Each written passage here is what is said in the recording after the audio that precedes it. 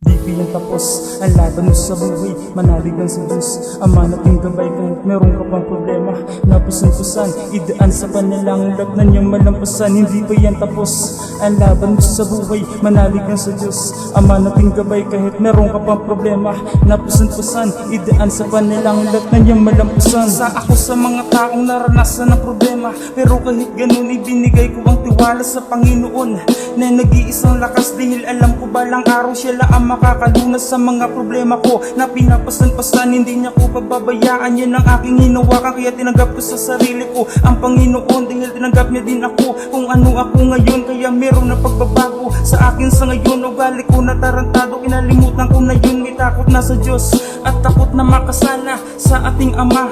Naharin ang awa, kaya kung tulad din kita na sa Kanya naniniwala, patuloy mo lang yan dahil ako'y naniniwala na ano man yung pagsubok lahat iyong malampasan. Mahalin mo lang ang Diyos dahil hindi Kanya iiwan. Di pa yan tapos ang laban mo sa buhay, manalig lang sa Diyos. Ama nating gabay kahit meron ka pang problema, napusan-pusan, idaan sa panilang lag na niyang malampasan. Hindi pa yan tapos ang laban mo sa buhay, manalig lang sa Diyos. Ama nating gabay kahit meron ka pang problema, napusan-pusan, idaan sa panilang lag na niyang malampasan. Pasan mo ang mundo sa iyong mga problema, lagi kang galit at lagi kang nangihina. Wala kang tatakbuhan dahil wala ka ng kasama dito sa mundo, parang ikaw lang mag-isa. Ganyan po ako nung hindi ko kilala ang ating Panginoon.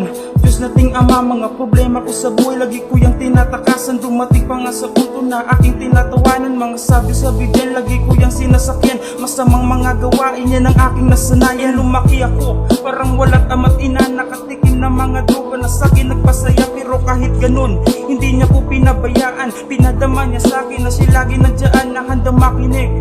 Kahit sino ko man, handa Kanya natanggapin sa Kanyang tahanan. Di pa yan tapos ang laban mo sa buhay, manalig lang sa Diyos. Ama nating gabay kahit meron ka pang problema, napusan-pusan, idaan sa panilang lag na niyang malampasan. Hindi pa yan tapos ang laban mo sa buhay, manalig lang sa Diyos. Ama nating gabay kahit meron ka pang problema, napusan-pusan, idaan sa panilang lag na niyang malampasan. Kaya patuloy lang ang buhay kahit marami pang balakid, lakad lang na lakad kahit palaging napapatid. Tumayo ka lang kasi hindi pa yan uli, pwede pa na maitama lahat mga mali. Humingi ka lang ng tawad, handa ka niyang pakikinggan. Ibulong mo lang ang iyong pinagsisiyan, nandyan po siya para ikaw ay gabayan. Manalig lang sa Diyos, yan ang laging tandaan.